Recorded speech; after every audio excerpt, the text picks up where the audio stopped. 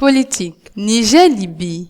Les relations se crispent. Les djihadistes qui ont attaqué le nord du Niger le 23 mai dernier venaient-ils vraiment du sud libyen comme le soutient le président nigérien? Tripoli, qui refute ces accusations, demande à Niamey de livrer les anciens dignitaires du régime Kadhafi réfugiés au Niger. Pour obliger Issoufou à céder à leur requête, les nouvelles autorités libyennes fermeraient-elles les yeux sur les actions terroristes qui visent le grand voisin du Sud? Fini l'époque où la Libye constituait un Eldorado pour ses voisins de l'Afrique subsaharienne, notamment le Niger, le Mali et le Tchad.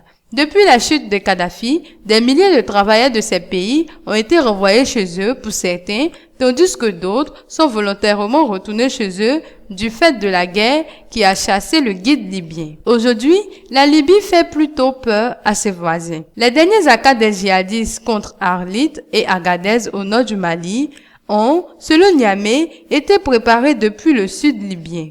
Démenti formel des autorités de la transition qui accusent à leur tour Niamey d'accorder l'asile aux pontes du régime Kadhafi activement recherché. En effet, le président Mahamadou Issoufou a accordé l'asile politique à Saadi Kadhafi, l'un des fils du guide de la révolution libyenne, et à d'autres de ses proches. Malgré les demandes des nouveaux dirigeants libyens et même d'Interpol, Niamey est resté inflexible, évoquant des raisons humanitaires. La vérité est que le Niger est redevable à l'ancien leader libyen qui a financé de nombreuses infrastructures au Niger et dans tout le Sahel. En outre, les rescapés de son régime, dont son fils, qui ont trouvé refuge en terre nigérienne, ne sont pas venus les mains vides. Le Niger profite certainement de l'immense fortune de ses exilés à qui tout pays pauvre aimerait bien offrir l'asile. Cet altruisme du président Issoufou n'est certainement pas dénué d'intérêt